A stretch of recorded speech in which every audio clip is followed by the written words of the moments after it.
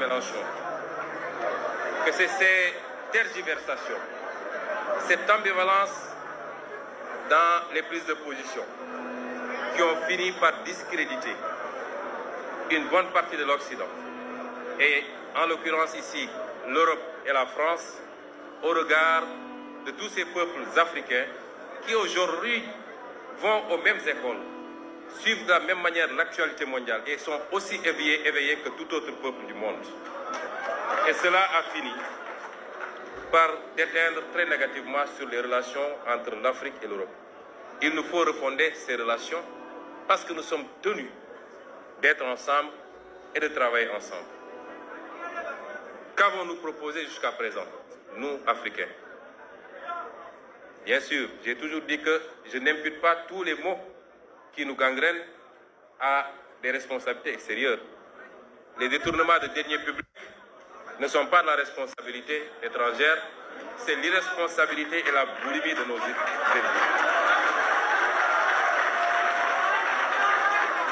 Les mauvais choix de politique publique, même s'ils sont dictés par des institutions internationales,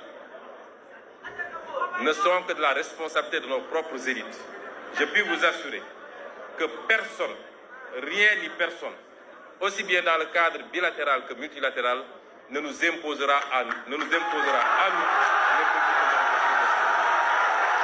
personne.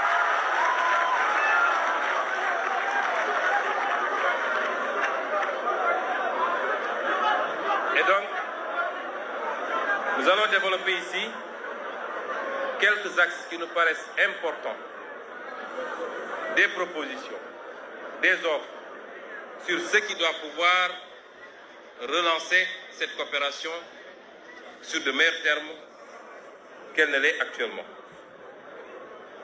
Mais avant, je présenterai brièvement le modèle qui est le nôtre. Nous sommes arrivés au pouvoir avec un modèle que nous avons présenté aux Sénégalais pendant 10 ans. Nous n'avons pas été élus parce que nous avons des machines à billets pour distribuer à un électorat. Non.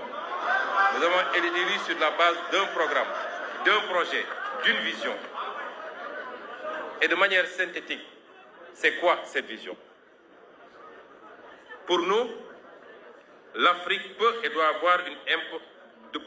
être une importante locomotive de la croissance mondiale. Pour cela, elle n'a pas prioritairement besoin d'un traitement de faveur ou d'une approche infantilisante, comme ce fut le cas jusque-là. Elle n'a pas besoin d'un modèle principalement financé de l'extérieur à travers une dette mal maîtrisée et libellée en devises étrangères, ou d'un afflux d'investissements directs étrangers exclusif du secteur privé national qui génère une croissance extravertie du fait, entre autres, d'un taux de change fixe. On nous parle de croissance depuis des années. La pauvreté n'a pas cessé de galoper. Le chômage n'a pas cessé de monter. Parce que cette croissance n'est pas faite par et pour les Africains.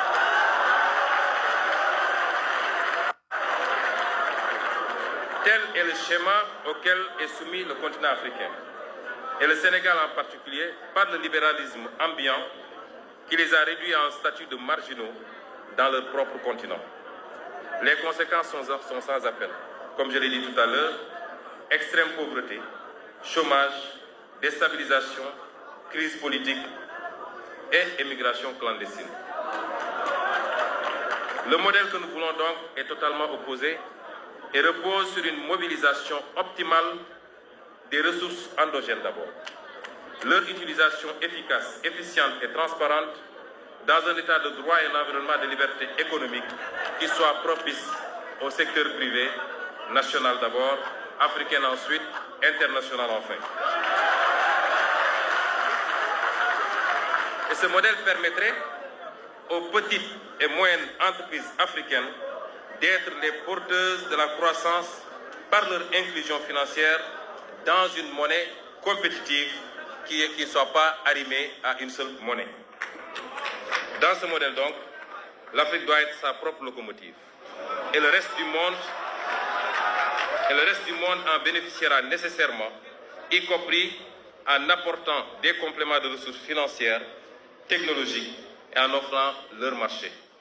Dans cette perspective, la France, l'Europe doivent et peuvent rester des partenaires principaux, voire privilégiés, du Sénégal et de l'Afrique. Il y a des atouts dans la relation entre les deux continents et entre votre pays et le nôtre. Ces atouts sont indéniables. Nous ne sommes pas là pour faire du nihilisme absolu.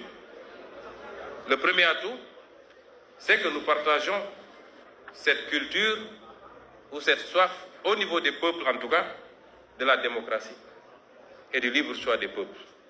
Je crois que le Sénégal a suffisamment démontré à travers les années, malgré les crises que nous avons traversées, que c'est un peuple qui est très attaché à sa liberté et à sa démocratie.